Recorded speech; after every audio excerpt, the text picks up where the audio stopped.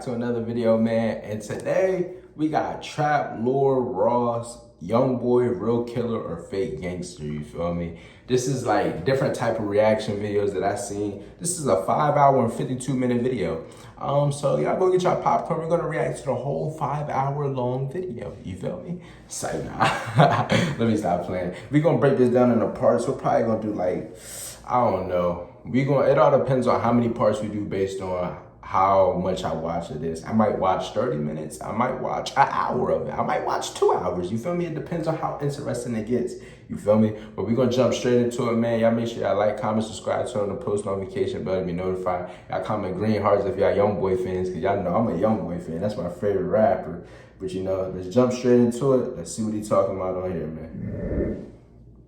Warning. This video contains themes of violence, death, and gang activity. The purpose of this video is to provide an educational account of historical events in the mainstream music industry. No disrespect is intended. This video does not intend to glorify or glamorize the gang lifestyle. Every effort has been made to remove anything from this video that goes against YouTube's community guidelines, including swearing and violence.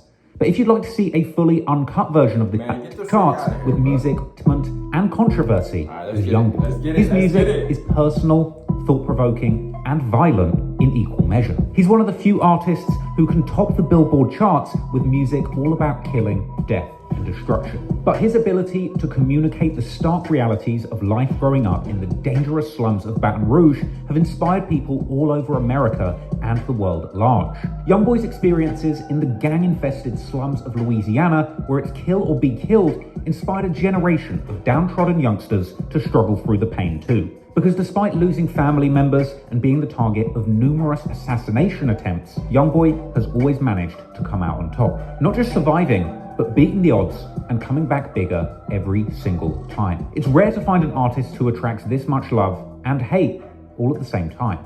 And Youngboy's thugged out survival anthems for the streets have made him one of the most beloved artists in history.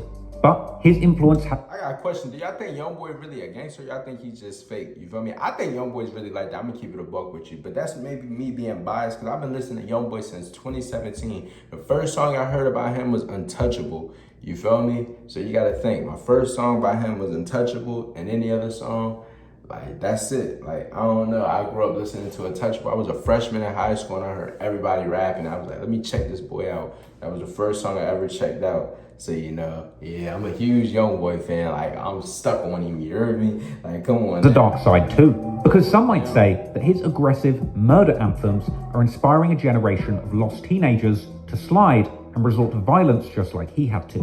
But can Youngboy really be blamed? When basketball player Ja Morant ended up in hot water for flashing a gun in a strip club to Youngboy's music, many people suggested that this was Youngboy's fault. And considering just how many lives seem to have been lost as a direct result of Youngboy's career, whether it's the murder of rival Baton Rouge rapper G Money, to the slaying of Youngboy's beloved manager Big Dump, or even the killing of Chicago rap legend King Von, seemingly a self-defense shooting, the result of Von trying to fight one of Youngboy's friends, to say Youngboy and his NBA crew are dangerous would be an understatement. But is the group of people that Youngboy surrounds himself a gang of loose cannons shooting first and asking questions later, or are they just really a family of youngsters with a once-in-a-lifetime opportunity that they would put their lives on the line to protect? Over the course, in numerous songs to have been the direct cause of as many as 7 murders in his hometown. Over the years, many people have questioned the authenticity. All right, so think about it. He said he got 7 murders in his hometown.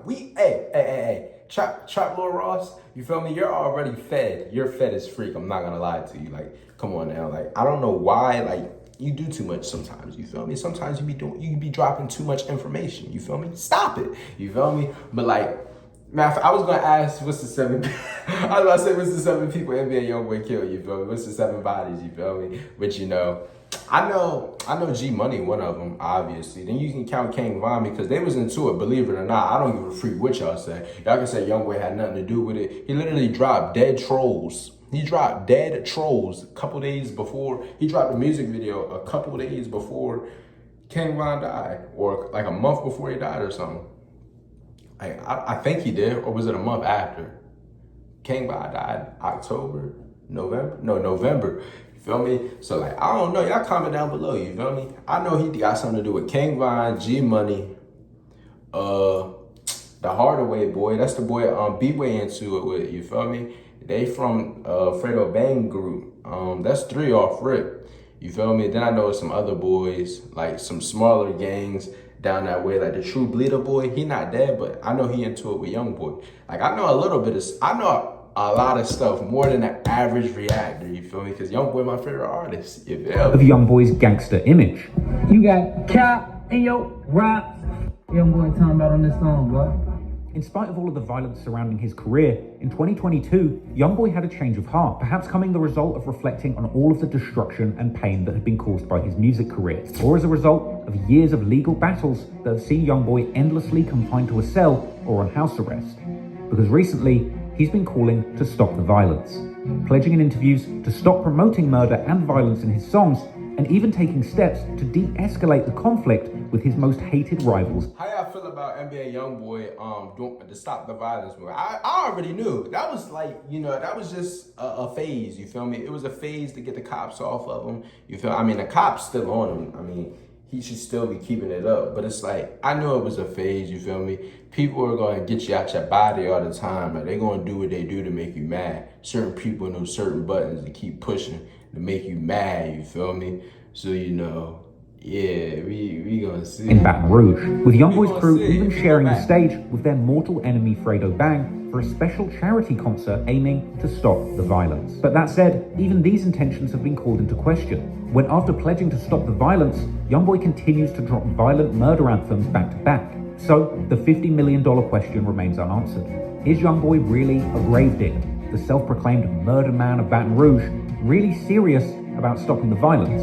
Or is this all just a ploy to try and avoid the responsibility for convincing a generation of teenagers to pick up a gun and get active in the streets? Well, today we're going to take a closer look at the murders, the music, and the man, and decide once and for all if Youngboy really as dangerous as they say he is. Yes, he's dangerous, bro. He's But I'm the one I'm gonna be. But I ain't dumb though. You hear me? And the people who play that role, to y'all, them know I ain't dumb. The people who really know me, they know I ain't dumb. You hear me? I came this far. You think I came this far by being dumb? You stupid. Oh man. Come on, Mike. You know what it is, Mike. Oh yeah, I forgot. He got Boulevard Quick. He got freaking G Money. He got freaking yeah, he got them boys. Cause that's what made me realize that line right there. He was talking about Boulevard Quick because he was like talking about my mama, huh? Talking about my mama. Oh yeah, like I know. You heard me? I know. He got Boulevard Quick for sure. Today's story takes place in the state of Louisiana. Louisiana is in the United States Deep South, a historic region of the US with a dark history. The Deep South has had deep ties to the historic slave trade, with these particular states like Louisiana, Mississippi, Alabama, and Georgia historically being heavily dependent on the plantation system, which saw black people kidnapped from their native lands in Africa and put to work against their will in cotton fields for the benefit of white. The freak is we looking at history class. The freak. I don't give a freak about. I mean, shout out all the slaves, man. Shout out all y'all. But you feel me? I don't give a freak. This is about NBA Youngboy. Come on now, stop it. Americans. Even after the Confederate States lost the Civil War and slavery was abolished, racism continued to cast a shadow over Louisiana for many years. Attempts were made to restrict free black people from voting, and racist organizations like the White League were formed in Louisiana to terrorize, intimidate, and target the black community there. Eventually, after World War II, in the face of the civil rights movement, black people in Louisiana finally begun to exercise their right to vote. And in 1960, this saw the establishment of groups like the Louisiana State Sovereignty Commission with an aim to battle racial segregation in the state, particularly in schools. During these years of segregation, it's believed that many African Americans fled Louisiana to states like California, seeking better treatment and opportunities. However, analysis by William Frey suggested that in decades that followed, due to better civil rights in Louisiana, many black migrants were actually attracted back to the state. But despite these improvements, however, am I really enjoying this? The freak going on. I'm over here really looking at this video like I'm locking in. Like y'all see me staring over here. Like I said, the video's over here. You feel me? But the camera's set up right here. You know, I wish I could set it up right here so like I could be looking straight in the camera the whole time. But you know, yeah, we doing what we could do with the resources. Like I said, we recorded in the bathroom, so you know, we doing what we could do. Hold up, let me drop that down some. There we go. But yeah, we back in it, man. Louisiana still remained a difficult place to grow up black through the 90s and the noughties. The state's incarceration rates have been at the very top in the world for decades now. And although black people are a minority in the state of Louisiana, the majority of the population in correctional facilities have been black. Louisiana has the second highest poverty rate in America, and here too, black people seem to suffer the worst. Moreover, the devastating events of Hurricane Katrina and subsequent flooding left tens of thousands of Louisiana residents stranded, with those affected being disproportionately African American. And the poor efforts to rescue these black people in danger had many people questioning if the state really even cared about their black citizens. George Bush doesn't care about black people. Now look, you might be wondering, what the hell does all of this have to do with Youngboy? Well, in my opinion... What the freak?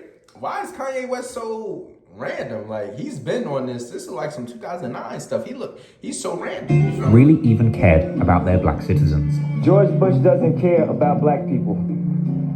Now look, you might be wondering, what the hell does all of this have to do with Youngboy? Like, well, in my what the opinion, freak it's is you important to doing? understand the history of where he comes from, to understand the environment that created the man, as well as the inherent challenges of growing up as a young black man in Louisiana. But that said, there's also plenty of positive influences stemming from Youngboy's Louisiana upbringing. Despite the state's difficult history when it comes to slavery and civil rights, over the years, the state's multiculturalism would become an asset, spawning creative and artistic communities. Louisiana has a long and rich history when it comes to music. In the early 1800s, the influx of enslaved Africans brought with them a diverse array of musical traditions and talents. Musical traditions which merged with the existing French, Spanish, and Native American... Bro, what the freak does Louisiana dark past have to do with NBA Youngboy? Is this to show him what state he grew up in, how bad it was? The freak?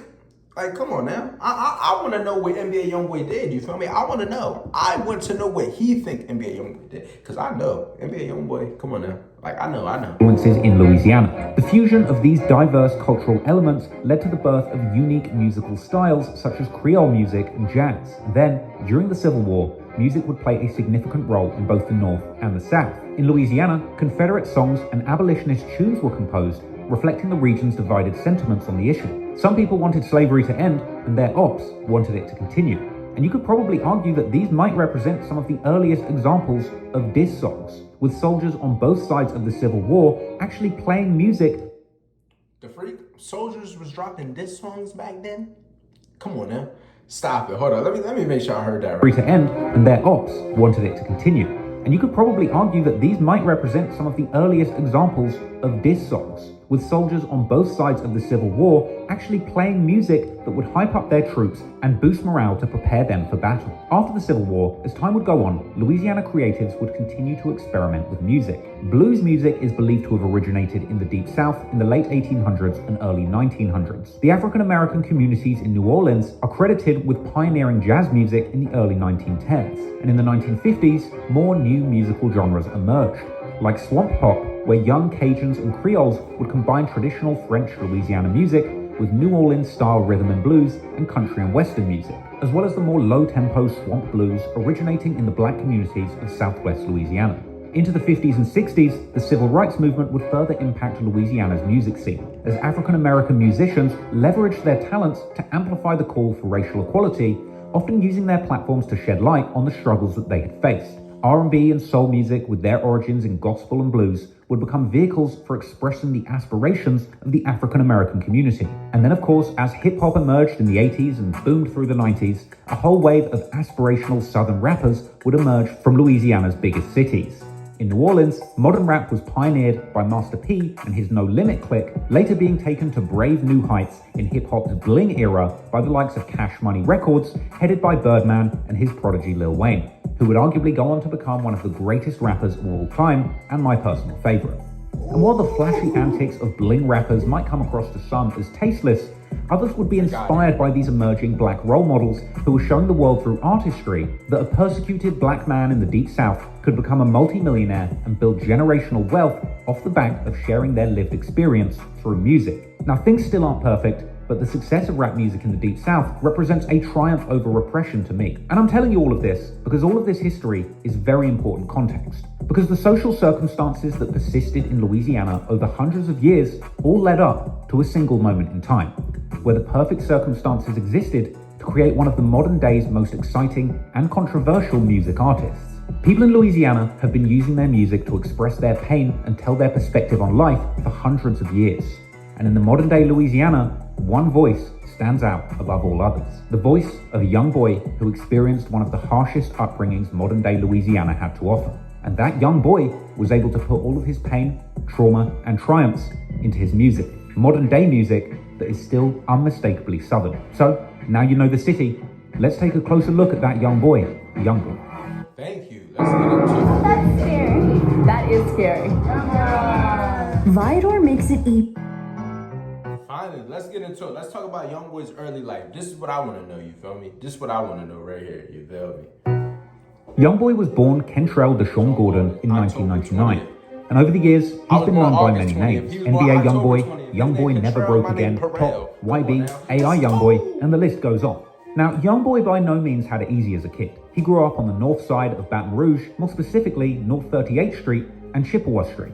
This led to another nickname that appears frequently in Youngboy's songs and albums, 38 Baby. In fact, Youngboy's legendary lyrics about 38th and Chippewa, where he grew up, has even attracted superfans who would film themselves driving down the very streets that Youngboy would play on as a child. But life on 38th Street was not kind to a young Youngboy. His father, Jeffrey Staden, wasn't in his life growing up, as he had apparently been sentenced to 55 years in jail when Youngboy was just 8 years old. This monster sentence was punishment for the armed robbery of a Baton Rouge convenience store on December the 1st, 2009. Youngboy's father, along with 3 other men, one of whom was his brother Dallas, had apparently robbed Albies convenience store on North Sherwood Forest. The robbery got ugly, and Youngboy's father shot a store clerk in the leg during this altercation. This would earn him charges of armed robbery and attempted first-degree murder. He would plead not guilty, and after a jury trial, the state would find him guilty as charged on 2 counts, getting himself 10 years for the robbery and 50 years for the attempted murder. Many years later, Youngboy would even reference his father's incarceration, rapping on the song Cross Me that it was actually his uncle, his father's brother, that was there for the robbery, who snitched and got him. Cross Me came out in 2016. I did not know that. I'm gonna keep it. I thought that song came out in 2017. I was blind when they crossed me. I was blind when they crossed me. I thought that song came out 2017. You feel me? The freak going on? 26? No way that song came out 2016. That song was popping when I was in high school. You feel me? No way. And I started high school 2017. You're not gonna tell me that it came out 2016. I already know it didn't. It couldn't have. You feel me? Maybe I'm just miscalculating things. Cause that was on Riller. You feel me? Cross Me was on Riller. Riller came out 2017. I'm not, no. 55 years in jail, as well as referencing his father's plight on the song Where the Love At, where he raps that he prays he doesn't become an alcoholic like his father, as well as paying respect and suggesting that his father needs a second chance at life because robbing people for their money was how he was trying to provide for his family. It seemed like both sides of Youngboy's family had a history of robbery, as his uncle on his mother's side was also an alleged known robber in Baton Rouge. However, unfortunately, he would suffer a worse fate than Youngboy's father. Andy Golden, the uncle who Youngboy referenced a couple of times in his music, was apparently shot in the head during a robbery attempt. Youngboy mentions on the track Acquittal how he heard stories about how his uncle was shot in the head, implying that their relationship was most likely non-existent if Youngboy had to rely on stories to hear all about his life. As well as in the track R.I.P. Lil Dave, when Youngboy speaks of his uncle who got shot in the head and died while hitting a lick. Further references to this are heard on the track 38 Baby, when Youngboy outright declares that Andy Golden was his uncle, which means that robbery is in his genes. I mean, just take a second to think about the situation that Youngboy was dealing with here as a child. His father is serving 55 years for robbery, with one uncle who snitched on him, and his other uncle was also a prolific robber who got shot in the head and killed during a robbery. All this would leave him as a lost child with no... I'm not gonna lie to you, I did not know that. You feel me? I'm gonna keep it a buck. I'm a Youngboy fan, and I did not know his other uncle on his dad, on his mama's side, you feel me, got shot in the head, and he was a known robber, you feel me? He grew up robbing, you feel me? I grew up robbing and jacking. Like I did that. What's that song called? That's off one of his newer albums. He's like, I come from robbing and jacking. Yeah, I did that. You feel me? Like, come on now. He literally tells you everything in his music. I should have been paying attention. That's my fault. My fault, man. My fault. Father figure who even saw robbery as part of his DNA. That's a heavy situation for an 8-year-old kid to be dealing with. And with no father figure in his life, Youngboy would have to rely on the females in his family to look after him and make DNA. That's a heavy situation. See, and even in Youngboy's song, he said, I used to walk up and down the street with the twins. That's on Soul Stealer. Used to walk up and down the street with the twins in a robber's pen. You feel me? Are these the twins right here? You feel me? Come on, now. I'm really in it, bro. I'm trying to tell you, bro. His other uncle was also a prolific robber who got shot in the head and killed during a robbery. All this would leave him as a lost child with no father figure who even saw robbery as part of his DNA. That's a heavy situation for an 8-year-old kid to be dealing with. And with no father figure in his life, Youngboy would have to rely on the females in his family to look after him and make him a man. Despite his mother Sharonda Golden being alive, she apparently wasn't there for Youngboy a child at all times. So he would initially be raised by his loving grandmother Alice Golden, but unfortunately Youngboy's grandmother would pass away too, leaving him devastated for years to come. Youngboy would open up about the loss of his grandmother in a Billboard interview in 2023, calling her his protector. After losing his grandmother, with his father in jail and his mother out of the picture. See, look, I'm not even gonna lie to you. That's where I kind of relate to Youngboy in, you feel me? Because think about it. My dad, you feel me? He wasn't like, he wasn't around like he should have been, you feel me? And that's not his fault. I'm not gonna blame that on him, you feel me? But for the most part, I grew up without a father, you feel me? And then his mom, I wouldn't say I really grew up with her. I grew up with my grandparents, you feel me? I grew up with my grandmother and my grandfather. So, you know, it was like, he felt like his mother wasn't there, but his mother said she was there for him. He just stayed with his grandmother. Like, that's where me and him kind of relate. But, yeah, you already know how that go, man. Like, I don't know. Y'all comment out. Yeah, you feel me? Yeah. Youngboy wound up in a group home, and it would be here that he would be subject to physical. Yeah, I didn't go to no group home, you feel me? I stayed with my grandparents, you feel me? I'm gonna give it a buck.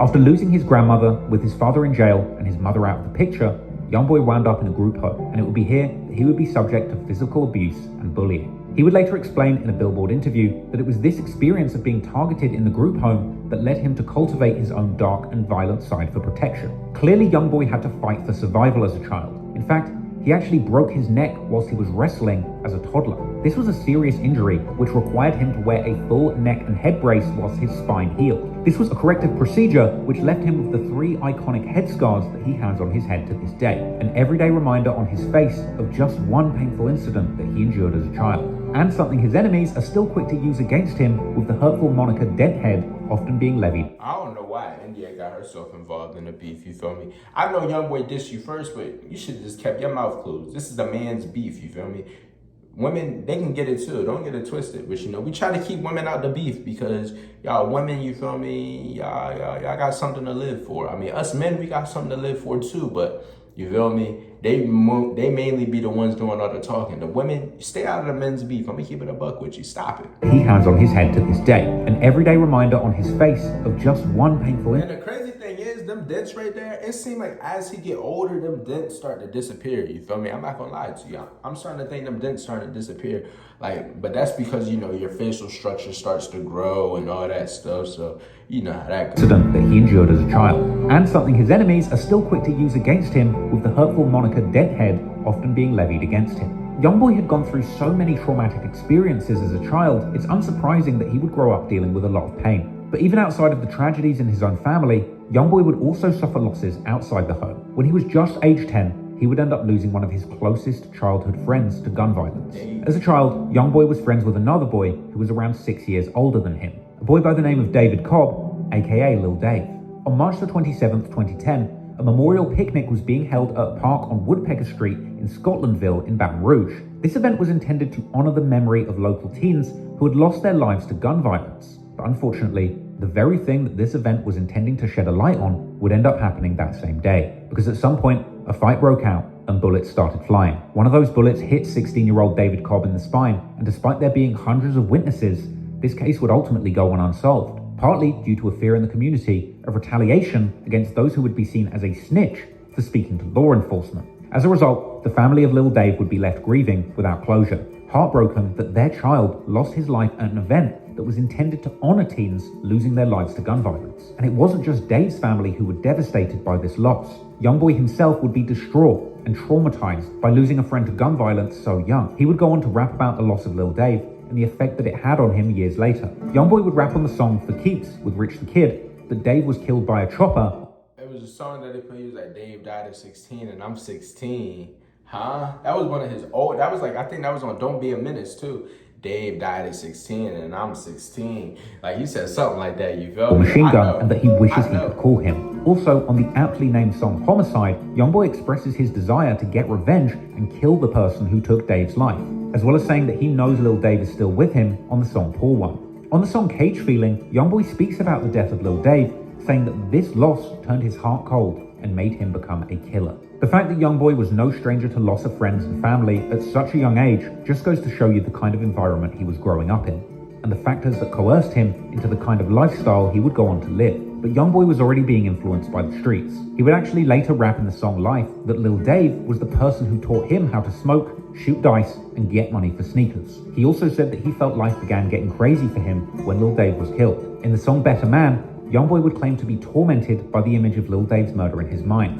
And on the track How I'm Living, he would vow to make the people responsible bleed for what they did to Dave. Later on the unreleased track Hold 13, that appeared only in a trailer for his hit album Top, Youngboy would rap a lyric which some believe is him actually confessing that when he made his first $20,000, he spent it on a hitman to get revenge on Lil Dave's killer. With this traumatic and personal loss, combined with his family's reputation when it came to robberies, it's no surprise then that as a young teenager, Youngboy dropped out of school. I got a question. So if you pay to get somebody killed, you feel me?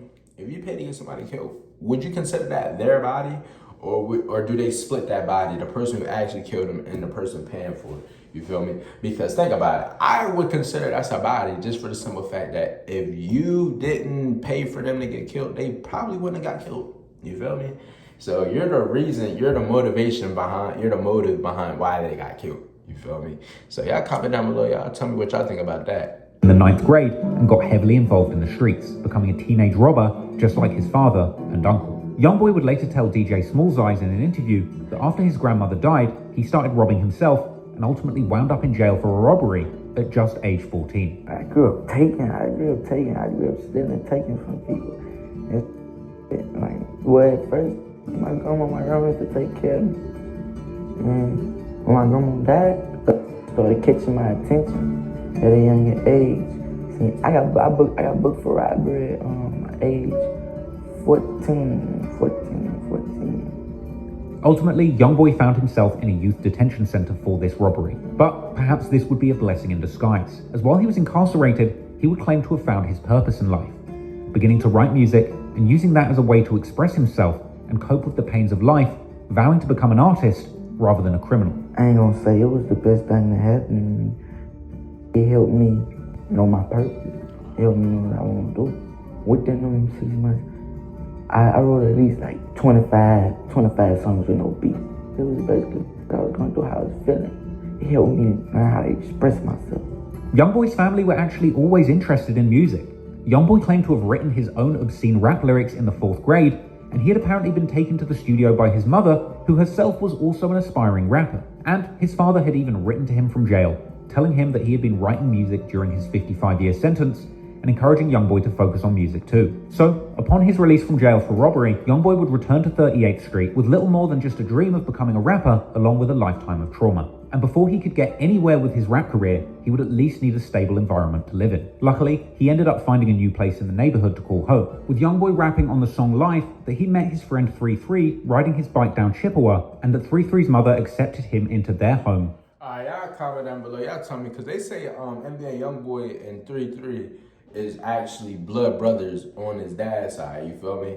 They say NBA Youngboy, it's like NBA Youngboy and 33 are blood brothers on the dad's side, literally, you feel me? Because B-Way, he related to Youngboy on his dad's side, and you feel me? Yeah, so y'all comment down below. Y'all let me know, y'all let me know about that. Because I know 33 mom, Monique, she took him in, you feel me? So y'all let me know. Like family. According to 33, him and Youngboy are essentially brothers, as the two grew up with the same mother, Monique. But Monique is really 33's biological mother, as we know that Youngboy is the biological son of Sharonda Golden. But due to the fact that 33's mother, Monique, helped raise Youngboy, he often refers to her as his mother as well, which would make 33 his adopted brother, and the two do seem to have a relationship that is stronger than most real brothers. And because of this, the two basically just say they're real brothers. You said you knew him since you were 4? Yes, when Because you guys are brothers one, and yeah. you were born around each other, so Yeah. it's like you don't have any memories of not like- knowing him. no, it's like you know how both our daddies split up, you know what I'm saying? So we got the same moms. It's Okay. like, man, really, I started making music with my brother. Just really inspired me to go in the booth because it really wasn't about me. It was really about Youngboy, and I was pushing him.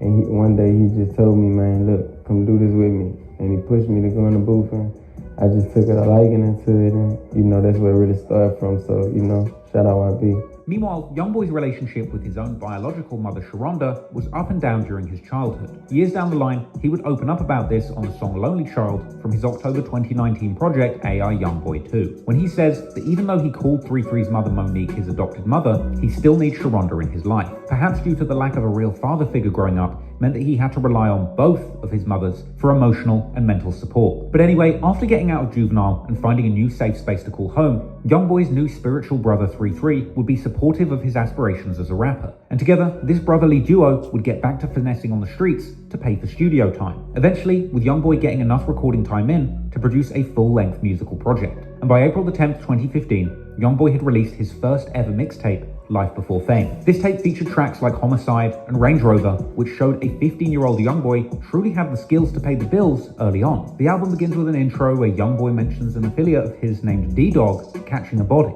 This sets the mood for the rest of the album, letting fans know straight away that Youngboy had ties with the streets, despite the fact that he was technically still a child at this point. And in the same song, he gives us an insight into his torturous relationships and the reason behind why he finds it so hard to remain faithful to his partners, even at age 15. In the song I Know, Youngboy begins to paint a menacing picture of his position in the local gang hierarchy, mentioning on 2 occasions how he can rely on another known NBA affiliate by the name of Lil Pap to go get him. A brash statement which shows that even at age 15, Youngboy was really in the streets with people around him that he could send to do dirty work. Youngboy would also share his experience with Get Back and Vengeance in this project. On the track Deal With It, he talks about how revenge was exacted on the person who killed his uncle, saying that they spotted the person who killed his uncle and that Youngboy witnessed somebody put that person in a casket, and going on to say that the deceased man's brother is now after him. This is an important lyric, as it shows that even back when he was just 15 years old, people were dying around Youngboy, being killed,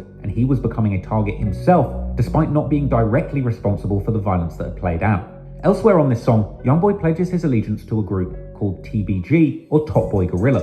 This is the first crew or record label that Youngboy aligned himself with when he became a rapper, though unfortunately, as is Y'all don't want to get into that G Money and TBG and NBA Youngboy click up. Y'all don't want to get into that, you feel me? Because I know it's not even really confusing. Some people make it seem like, that's why I don't like reactors, you feel me? Reactors don't be knowing what they be talking about when they do Youngboy. That stuff made me mad because Youngboy my favorite artist. So, I definitely got to make sure I know what I'm talking about. Because if not, I'm going to just seem like a hypocrite. You feel me? I'm not a hypocrite. Stop it. on the case in the streets. Over time, as Youngboy's star rose, tension would brew between the members of TBG, arguing over who the next big rapper from the group would be. And eventually, what begun as a partnership would devolve into a deadly beef, with members of TBG picking and years of heartbreak playing out on the streets and in the music. At Domino's, you can get more than just amazing, delicious pizza. There's also lava cakes, bread bites, and more.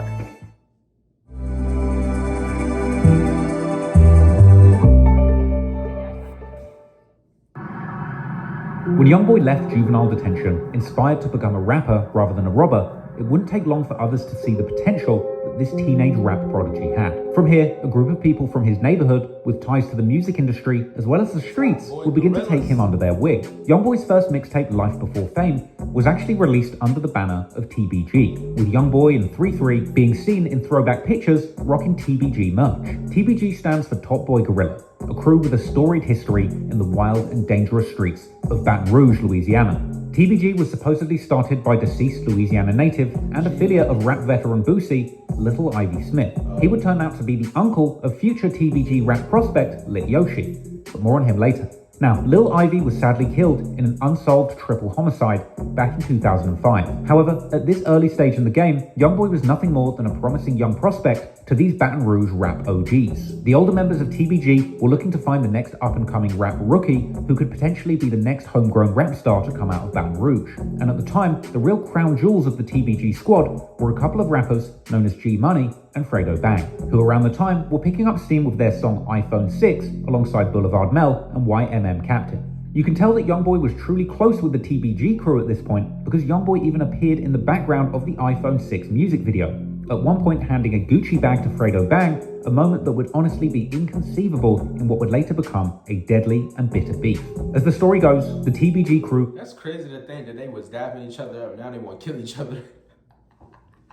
Like, nah, for real though. Video. Like, what's going At on? one point No. handing a Gucci bag to Fredo Bang, a moment that would honestly be They actually inconceivable really touched in what would later become a deadly and bitter beef.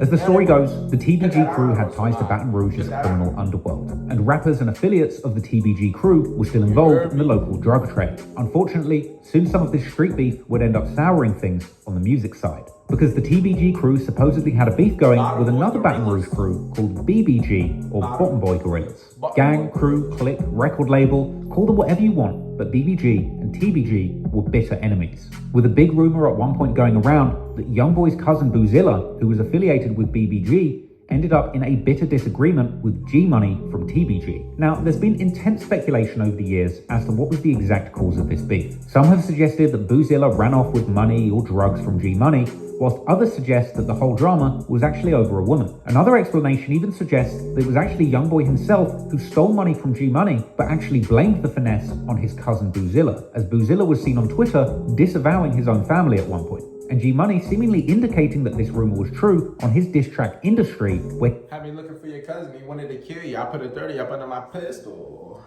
Huh? Your sister swallowed. So I never kissed her. But I messed with her, so I never dissed her. Huh? Nah, I'm not gonna lie to you. G Money was... I'm not gonna say G Money is Youngboy's hardest op, because I think I like Fredo Bang. Fredo Bang is tough, you feel me? He's hard body, you feel me? Fredo Bang is tough, you feel me? But G Money, he had a lot of potential. A lot of potential. In that moment, he was Youngboy's best op, like as far as talent wise. You feel me? on his cousin Boozilla, as Boozilla was seen on Twitter disavowing his own family at one point, and G Money seemingly indicating that this rumor was true on his diss track Industry, where he claimed that Youngboy had him looking for Boozilla with a gun, and saying that Boozilla actually wanted to kill Youngboy over this whole situation. There's even an old clip circulating that showed Boozilla and BBG affiliate Baby Joe seemingly posted up with guns looking for Youngboy and saying F NBA. Pull up. What up, baby Joe? Pull that up. This was unusual because previously Boozilla had claimed to be a member of the group NBA and even at one point referred to himself as NBA Boosie. Now, I'll explain to you what NBA means in a minute, but just bear with me. Because meanwhile, as that personal beef was developing, another more professional beef was emerging between Youngboy and the TBG crew. According to some, at a certain point Youngboy got frustrated with the TBG label. This was likely due to the fact that he wasn't necessarily getting the money or shine that he thought he deserved from the crew, with their main focus being on building the careers of G Money and Fredo Bang rather than investing in Youngboy. So at some point, Youngboy and 3-3 would leave TBG, starting their own crew. Initially, 3-3 and Youngboy wanted a group based on Youngboy's initials, Kentrell Golden, or KG. Since KG also means kilograms, the initial idea was to call their crew Weight Gang, another reference to the drug gang. At first his name was like KG, but then we got like, that's where the weight gang come from, but What did KG stand for? like his initials. That's his name. Right. But Weight Gang was one of the first things he had came up with. But clearly that name wasn't really hitting the spot. So later on, a few of the members of this crew were just chilling, sitting on their porch, when Youngboy apparently vowed that he was not trying to go broke no more, to which other members of the crew agreed the same thing, with this pledge giving the crew inspiration to name themselves Never Broke Again, or NBA. Like when we was on the porch one day, it was like, I ain't trying to go broke no more. And then he was like, I ain't trying to go broke neither, so we never broke again. Like, you know what I'm saying? From day one, that's where NBA started from. Like, so the NBA crew was born, naturally taking some inspiration from the National Basketball Association. They would even make their logo the Jumpman, the iconic logo affiliated with basketball legend Michael Jordan dunking a basketball. But for Never Broke Again, their version would be a man jumping up in the air holding a pistol. Youngboy's NBA crew wanted to go from pistol-toting stick-up kids to music industry heavy hitters being paid as much as professional basketball players. Now, whether or not you like the name, there was no denying that the meaning behind it was powerful. And together, the Never Broke Again crew rallied around Youngboy, vowing to do whatever it took to take him to the top and make sure that they as a group never go broke again. So before we dive any deeper into the goings-on of the Never Broke Again crew, let's just take a quick look at some of the main members of that collective so that you can follow everything that's about to go down in this long and complicated story.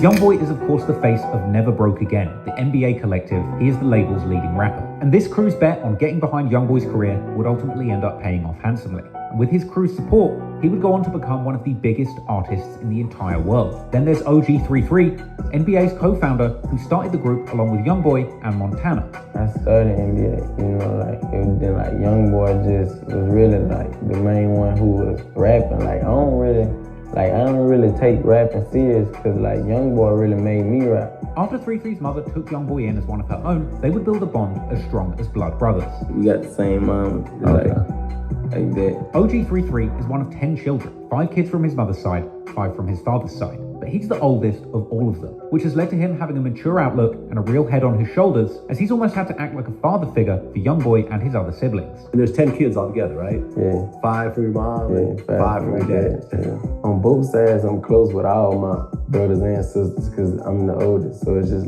You're almost like a father figure, in a way. Yeah. Is that a lot of responsibility? Yeah, for sure, but that's just my role, so it's just, I took on my role. When Youngboy didn't really want to rap at first, it was 33 that pushed him and made sure that he stuck with it, dedicating his life to elevating Youngboy's career and keeping him on the right path. I always was the one that always pushed him, cause he didn't really want to rap at first, but then, once I really found out, he was gonna be that, I pushed him even more harder. I was getting a thought, I went back to, record companies was doing, I was getting 1,000 CDs printed up, man, I didn't got them 1,000 CDs and really passed them out, just a matter of minutes, it's that. It's 3 who pulls the strings and make the moves behind the scenes, keeping the ship sailing smoothly and ensuring that the NBA collective runs efficiently and profitably. He apparently would manage the business side of things, sometimes writing contracts or putting shows together. I was more on the business and management, writing contracts and, putting shows together for him. When we first started off, I was doing really everything, And Youngboy apparently even inspired OG3 to start making his own music, because before, 3 was just mainly focused on pushing Youngboy's career. If it wasn't for YB walking me into the booth, I wouldn't even be in the music because I was just mainly pushing him. It wasn't even about me. Now, 33 does enjoy rapping, but he's also a self-proclaimed CEO, and business is apparently where his passion lies. My main focus is it wouldn't be a career. I wouldn't choose rap as a career because I am a CEO and I love my position. But 3 has also gained a cult following of his own from being the head honcho of the NBA crew. And considering the dark reputation that has followed Youngboy over the many deadly years of his career, this has led to many internet fanboys speculating on whether OG3 is the true mastermind behind the violence playing out in Baton Rouge. With many Reddit posts circulating, constantly speculating on how many deaths that 33 might be responsible for, even sometimes referring to him as the Grim Threeper. But it's unclear if that is just straight trolling, because in reality, constantly speculating on how many deaths that 33 might be responsible for, even sometimes referring to him as the Grim Threeper. Freak out of here. He keep throwing up 5. You feel me? 5 could mean blood though. You feel me? NBA Youngboy, he claimed blood. You see, they hating on Big 5. You heard me? That's what Youngboy called Birdman, and he be mentioning 5 in his songs. I know 5 is a blood thing. You feel me? Because so it might be like a blood reference. the Grim Threeper. But it's unclear if that is just straight trolling, because in reality, OG3 has always tried to look out and take care of Youngboy and keep him on the straight and narrow, acting as the voice of reason in his life. And that's my baby brother. I always look out for him. I always take care of him. But I don't ever expect him to do nothing bad. But he don't do it intentionally. It might be on accident. But I always talk to him and enforce that we shouldn't be doing a lot of things. And he listens. So it's I always was that type of person. I always was that. Kind of like the voice of reason for when he gets a little hot-headed. You're like, so there to help calm him down. Because he probably listen to you and he ain't trying to listen to a lot of random people. Yeah, he ain't gonna listen to nobody. If it ain't me. Then you've got Montana. According to a Billboard article profiling Youngboy, Kyle Montana Clybourne found Youngboy's music early on YouTube, and in the absence of a father figure or any real older male role model in his family, it seems like Montana assumed a kind of father figure role for Youngboy in the early stages of his life and career, giving him guidance on how to survive the gritty streets of North Baton Rouge. In fact, in the song Lonely Child from his October 2019 project AI Youngboy 2, Youngboy admits that he has been missing his father, and as a result, he actually calls Montana his father. Montana would help co-found the Never Broke Again label along with Youngboy and 3-3, with interviews explaining that in the early days of NBA, Youngboy would be sleeping on an air mattress at Montana's house, at a time when Montana played the role of manager, booking agent, and financier, driving Youngboy all around the South to perform for between $500 and $1,500 a show to build his fan base in the early days. However, there's always been confusion over exactly who Youngboy's manager specifically is, and to be fair, it has changed over the years. For a period of time, Youngboy's manager was a man by the name of Big Dump, sometimes referred to as Youngboy's manager or agent. It was Dump who was there for Youngboy during the most turbulent years of his come-up, but Dump would ultimately end up losing his life in 2018, seemingly as a direct result of the deadly street beef between these two warring Baton Rouge gang sets. But we'll go much deeper into that situation later on in the story. Another person who played a significant role on the management side is someone called Fee Banks, a Louisiana industry legend who had apparently helped Lil Wayne start Young Money and previously managed Kevin Gates. These people are the brains and administrators behind the NBA empire. And then, when it comes to the rapping side, we have a number of NBA members with a much closer proximity to the streets. Now, there's a lot of names that have been affiliated with this crew over the years, and this list is by no means a definitive list of everyone who has had something to do with NBA as a crew, so don't be offended if you got left off. But these are just some of the people who have played a major role in Youngboy's crew and who play a relevant role in today's story. I'm talking about people like NBA Ben 10. This is OG3's younger blood cousin and a day one NBA affiliate. Ben met Youngboy at 3's house, and apparently the two had a fight the first time that they met. Man, 3 first cousins, blood. Like, we used to stay together. Him and my mom used to live together, so that's how I met 3. I met them day at 3 hours. I met them. We had a fight the same day, you heard me? But apparently after this fight, they would share a blunt and become good friends, going on to make money and catch cases together since they were just 12 years old. We spoke the plan, you heard me? I became part of the NBA the same day. Like, how old I was like around that time? I'd say probably when I turned 12 or 12. Ben has been a key part of the collective since day one, with a huge presence on social media, particularly Instagram, where he would give exclusive insights and snippets into the world of Never Broke Again. 10 still posts regularly on Instagram despite his original account having been taken down, and he's even seen some recent success in his own right as a rapper, with songs such as Pain and Walking Dead amassing over 1 million views each. But he's also a loose cannon and not somebody to be messed with. He was seen on IG Live with Youngboy, Baby Joe, and other NBA members playing with guns, with Ben 10 letting off shots on IG Live, causing Baby Joe to duck for cover. BBG Baby Joe is another one of Youngboy's cousins, who despite his young age, has lived through a lot, including a bullet to the face. You know, you guys were on the freeway. I think it was you and 2 friends, and a car opened fire on you guys. We were leaving Walmart. Everybody went and got some cake and ice cream for my baby for his birthday. And I walk out Walmart, I see this shit. Yeah. And then we didn't get, I ain't get shot on the interstate. I don't know where people get their information from. I was trying to was at the light, and then it just went like that, yeah. Battling backyard vegetation? That's an innovation occasion. I'm good.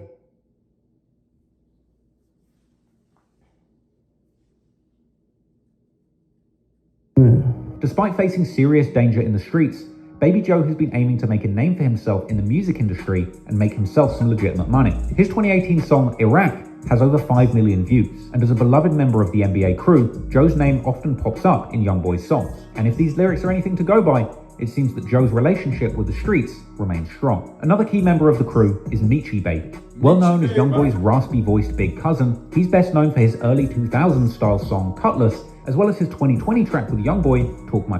a track which has amassed an impressive 47 million views at the time of recording. Youngboy has talked about hitting licks and doing burglaries with his older cousin Michi on numerous occasions in his lyrics, leading some listeners to think that it was perhaps Michi who had influenced Youngboy's involvement with the streets in his early life. Then of course you have Big B, who picked up a lot of attention for his fire verse on the NBA posse cut, That Gang, which picked up over 5 million views and also featured 3-3 and KD. Big B exhibits a more conventional rapping style compared to some other members of the NBA crew, with less laid-back melodies and catchy hooks, and more hard-hitting bars and punchy refrains delivered with aggressiveness and energy on the mic. There's NBA KD. He's known musically for his versatility and distinct flow, as well as a standout performance on the song That Gang. He also popped up with a verse on the song Extortion with Big B and 3-3, a track which got over 2 million views. His biggest solo track is the 2018 song When I Wake Up, and KD showed a lot of promise and potential in the early years of rap. Unfortunately, his momentum was derailed by a life-changing injury getting shot in 2019. Reportedly, after this incident, KD was confined to a wheelchair. However, there's been a lot of speculation as to whether he was walking again after a period of rehabilitation. Whilst that's not been confirmed, since the incident, he has remained firmly behind the scenes, but is a beloved member of NBA. Another major member of the crew is Herm the Black Sheep. Musically, fans appreciate Herm for his real and authentic lyrics and subject matter rather than his style or flow on the mic. And if the content of his lyrics are to be believed, he is certainly not one to be messed with. In the same vein, there's also Who Gang D, aka Lil D, or Scully. This is another cousin of Youngboy with a serious reputation in the streets and his own budding rap career, with his catchy double-meaning titled song, Can't Go to Sleep, running up 1.6 million views at the time of this writing. Interestingly though, D wasn't even aware that he was Youngboy's cousin when they first became friends, apparently only finding out later through his mother and grandfather. I didn't know he was my cousin at first. Oh, really? See, I was thugging with 3 Okay. at first. And then my mama had texted me like when I was with him for a whole month straight, with YB for a month. She had texted me, she was like, she talked to my papa, and he told her that I had a cousin named NBA Youngboy that rap.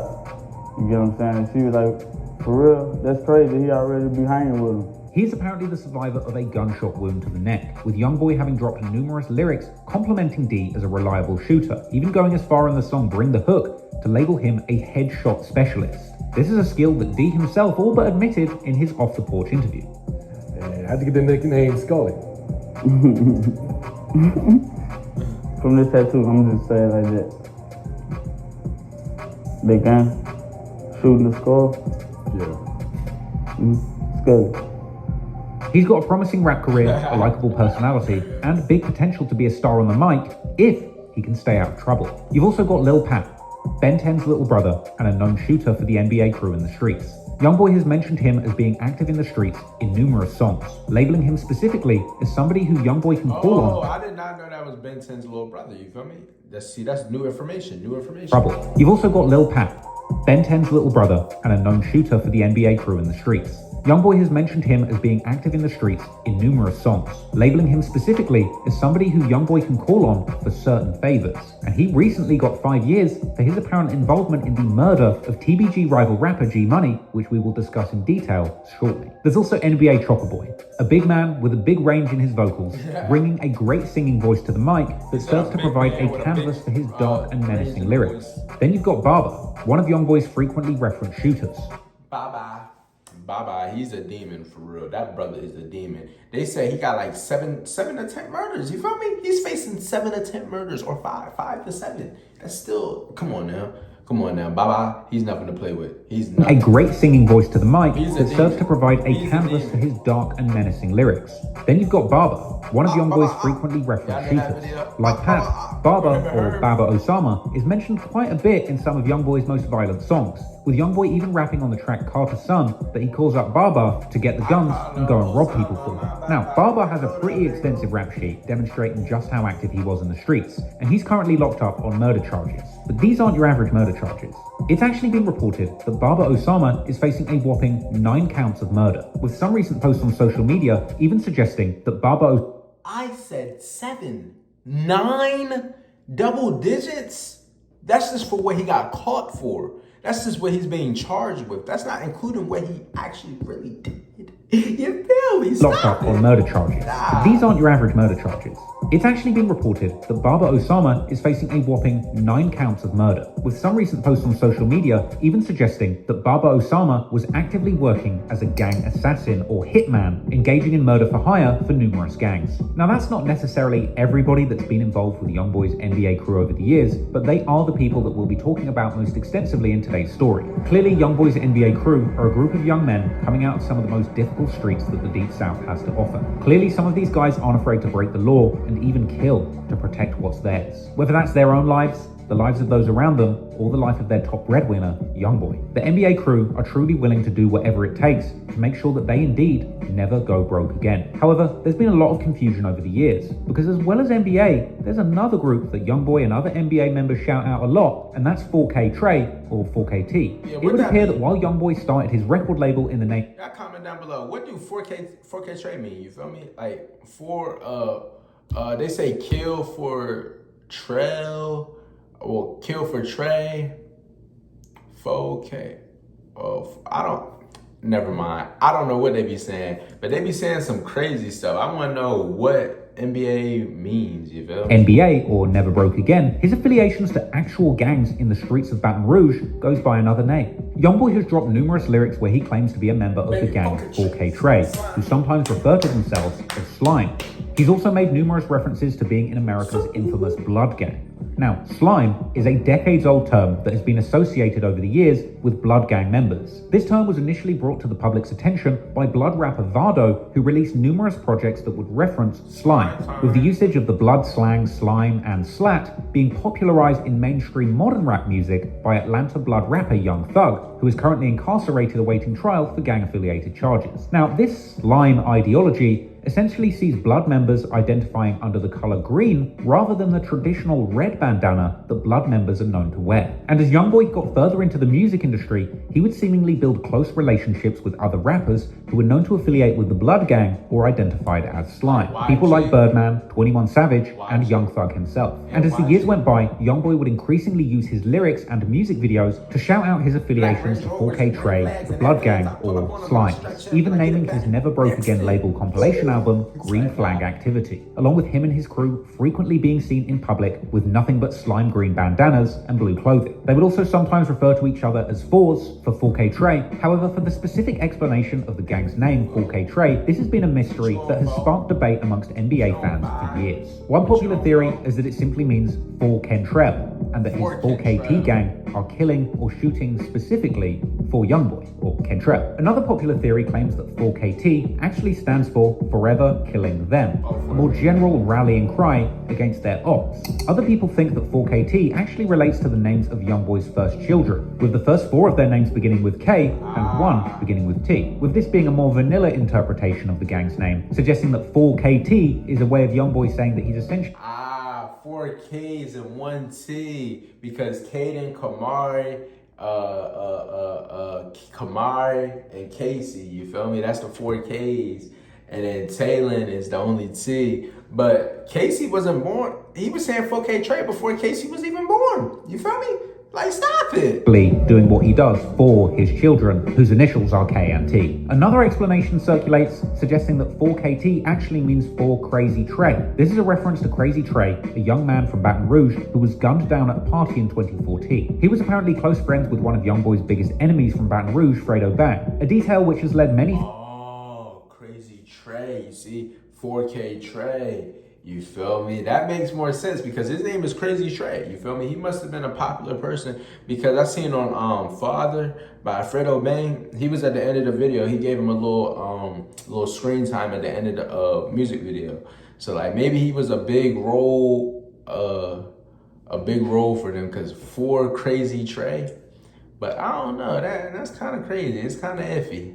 Or Crazy Trey. This is a reference to Crazy Trey, a young man from Baton Rouge who was gunned down at a party in 2014. He was apparently close friends with one of Youngboy's biggest enemies from Baton Rouge, Fredo Bang, a detail which has led many to suggest that this actually couldn't possibly be the true meaning of 4K Trey, with some outright denying this explanation, suggesting that Youngboy had not even yet associated with Fredo Bang at the time 4KT was founded. There's yet another theory that 4KT actually refers to Youngboy's cousin Boozilla, who was killed in 2016, as his real name was Keandre, with a suggestion that 4K Trey actually was originally 4K Dre, or Keandre, but the Dre over time ended up being changed to Trey. Now look, at this stage, it's unclear exactly what 4K Trey stands for, but in the end, perhaps we aren't supposed to know the real meaning. And the idea that the true origins of this gang that Youngboy supposedly affiliates with being shrouded in secrecy kind of makes perfect sense. After all, Youngboy's artist Quando Rondo would even say in his song Way Up that he actually threw a girl out just for even asking what 4K Trey meant. Clearly it's a secret, and clearly I'm not supposed to know,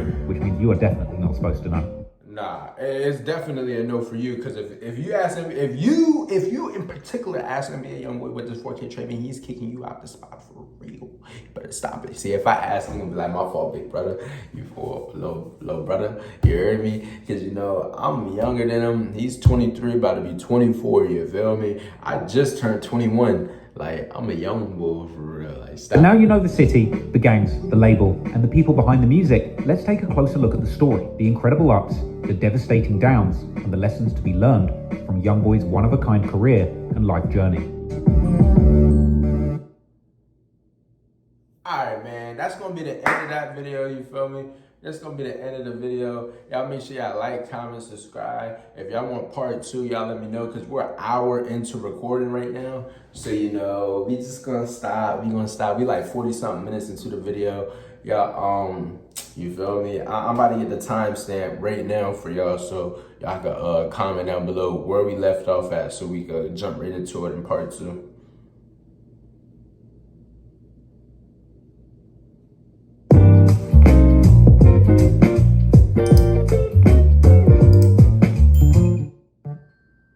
Man, we have 4 minutes and 44 minutes and 37 seconds, you feel me? So, and 38 baby and the rising NBA Youngboy. That's the title that we left off at. 40 minutes that we've been recording, you feel me? Well, 40 minutes in the video, an hour into the actual video of me recording, you feel me? So y'all make sure y'all like, comment, subscribe, turn on the post notification bell to be notified every time I drop a video, man. Y'all get this video to 10 likes for part 2, you feel me?